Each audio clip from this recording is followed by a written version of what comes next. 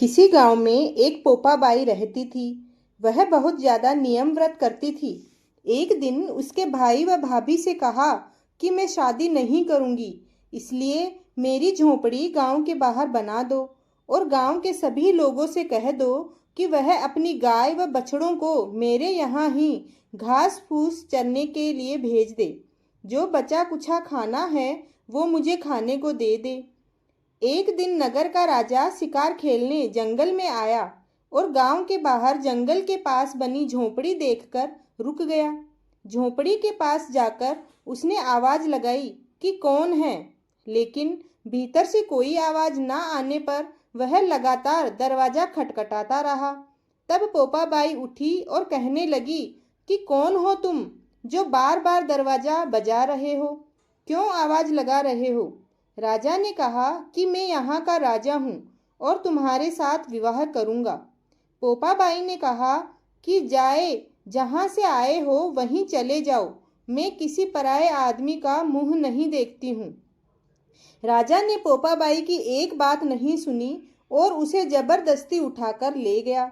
तब पोपाबाई ने राजा को श्राप दिया कि उसका सारा राजपाट नष्ट हो जाएगा। महल में आने पर राजा की रानियों ने सारी बात सुनकर राजा से अनुरोध किया कि इसे वहीं वापस छोड़ आओ। राजा जब पोपाबाई को वापस झोपड़ी में छोड़ने के लिए जाने लगा तो रास्ते में पाप की नदी आई, जिसमें वह राजा डूब गया। पोपाबाई धर्मराज जी के यहाँ पहुंची और धर्मराज जी से उन्हें स्वर्ग को राज दे दिया। एक बार एक सेठ व सेठानी मृत्युलोक से स्वर्गलोक आए तो उसके द्वार बंद देखकर वह धर्मराज जी से द्वार खोलने का आग्रह करने लगे। तब धर्मराज जी कहते हैं, इस द्वार पर पोपाबाई का राज है।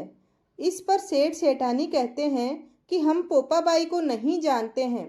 धर्मराज जी की उन दोनों की बात सुनकर कहते हैं कि तुम दोनों 7 दिन तक मृत्युलोक में वापस जाओ, वहां रहो और 8 खोपरा से राई भरकर 5 कपड़े उसके ऊपर रखकर कहानी सुनकर उद्यापन करना और कहना कि राज है पोपाबाई का, लेखा लेगी राई राई का।